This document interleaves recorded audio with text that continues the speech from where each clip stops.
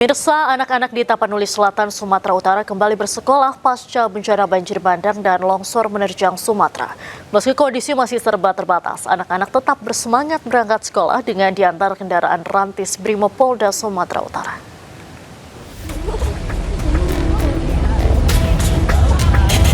Tiga minggu setelah bencana banjir bandang dan longsor menerjang sejumlah wilayah di Sumatera, anak-anak mulai kembali bersekolah. Meski tidak semua anak kembali ke sekolah dengan seragam atau sepatu, mereka tetap nampak bersemangat kembali melakukan aktivitas belajar. Guna mendukung hal itu, di hari masuk sekolah, personel Brimopolda Sumatera Utara melakukan antar jemput anak sekolah. Setiap harinya pukul 06.30 waktu Indonesia Barat, personel Brimob sudah berada di lokasi penjemputan untuk antar sekolah di Pasar Huta Godang Batang Toru, Tapanuli Selatan, Sumatera Utara.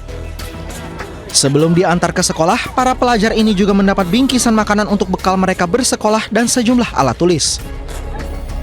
Diketahui para pelajar diantar ke sejumlah sekolah seperti SD 100703 Batang Toru, SMP 1 Sibabanggung Desa Anggoli, SMP 2 Batang Toru, dan SMA N1 Batang Toru.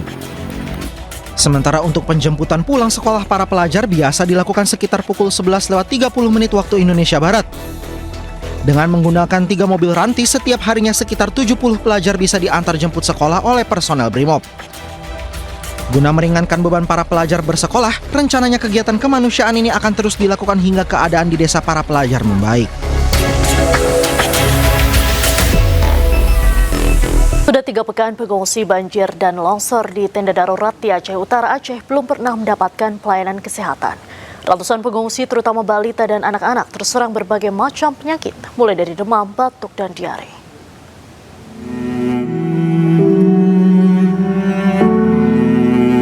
Sebanyak 893 jiwa dari 397 kepala keluarga pengungsi Desa Bukit Linteng dari Dusun Pateng dan Dusun Tengoh, Kecamatan Langkahan, Kabupaten Aceh Utara, kini mulai terserang berbagai macam penyakit.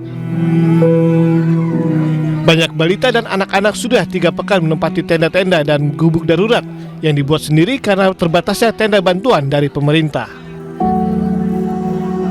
Sudah 3 pekan pula tidak ada posko kesehatan di lokasi pengungsian dan banyak warga yang belum pernah mendapatkan pelayanan kesehatan. Sejumlah relawan kesehatan dari Simpang Keramat, Aceh Utara tergerak untuk menolong pengungsi yang sakit. Balita dan anak-anak banyak terserang demam, batuk, dan diare. Sementara pengungsi dewasa selain demam juga hipertensi. Bahkan satu pengungsi terkena stroke dan hanya bisa terbaring di dalam tenda. Banyak kami temukan penyakit untuk anak-anak dengan batuk pileknya, demam, terus ada yang diare. Sedangkan untuk orang tuanya banyak yang hipertensi, termasuk tadi ada yang stroke, satu lagi juga baru kami periksa dengan darah yang tinggi. Seperti kelembu dan juga selimut dan kasur yang sangat dibutuhkan oleh masyarakat di sini, lebih kurang karena masyarakat ini belum cukup tempat tidur, yang akan tetapi semacam terpal ini ataupun tenda sudah memadai sebagaimana yang disampaikan oleh Bapak Gesi tadi, tapi belum cukup. Para pengungsi berharap pemerintah segera turun tangan untuk mengatasi krisis kesehatan sebelum adanya korban jiwa. Dari Aceh Utara, Aceh, Armia Jamil, iNews melaporkan. Pemirsa, jelang Natal 2025, sejumlah gereja di Tapanuli Selatan, Sumatera Utara yang terdampak bencana banjir dan longsor telah dibersihkan. Dengan menggunakan sekop, cangkul, dan kereta dorong, para personel Brimopolda Sumatera Utara berusaha membersihkan endapan lumpur yang berada di dalam gereja. Sementara itu, alat berat dikerahkan untuk menguras air dan lumpur yang telah berhasil dikeluarkan dari dalam gereja. Sejak Minggu 14 Desember lalu, gereja HKBP AEK Ngadol Huta Godang sudah kembali dipakai jemaat untuk beribadah.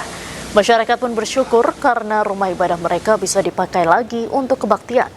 Selain gereja HKBP AEK Ngadol Huta Godang, ada sejumlah gereja yang juga telah dibersihkan dan disiapkan untuk ibadah Natal seperti gereja GKPA AEK Ngadol, gereja Gepkin, serta gereja Katolik Stasis Kristus Raja Huta Godang.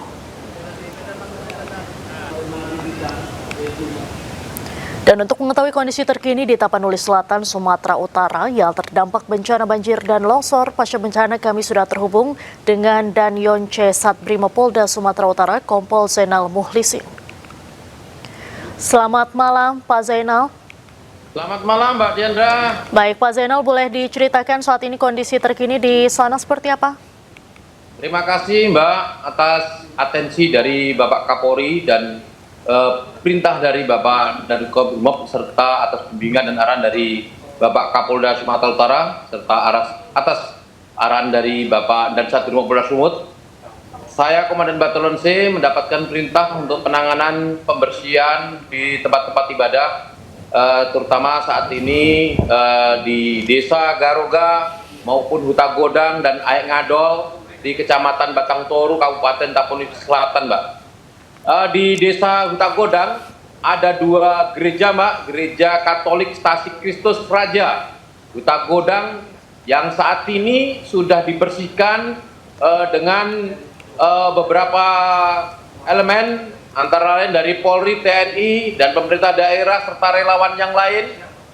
Kemudian di gereja Katolik ini sudah bisa dilaksanakan ibadah atau kebaktian.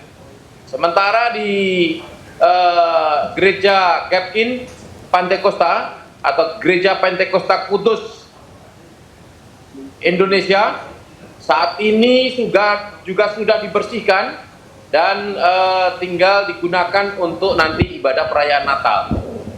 Yang kemudian di Desa Aek Ngadol di Gereja AKBP Huta Godang, Mbak, tadi pagi baru dilaksanakan kegiatan kebaktian. Ya, dan besok juga akan dilaksanakan kebaktian juga. Jadi di gereja HKBP sudah digunakan untuk pelaksanaan kegiatan menyambut perayaan Natal dan Tahun Baru. Baik. Sementara di gereja GKPA, Gereja Kristen Protestan Angkola, tadi pagi sudah selesai pembersihan dan clear, sudah bersih. Namun untuk pelaksanaan kegiatan perayaan Natal diupayakan untuk kegiatan Natal bisa terlaksana. Baik. Demikian, Mbak. Pak Zainal, sejauh ini persiapan menjelang Natal dan Tahun Baru seperti apa di sana? Alhamdulillah hingga saat ini, Mbak, kegiatan menyambut perayaan Natal termasuk di 2 desa ini, di Desa Huta Godang dan Aek Ngadol, masyarakat pengungsian antusias juga dalam menyambut perayaan Natal dan Tahun Baru, Mbak. Baik, terima kasih Bapak Zainal sudah bergabung bersama dengan iNews TV hari ini. Salam sehat selalu Bapak di sana. Terima kasih, Mbak. Selamat malam.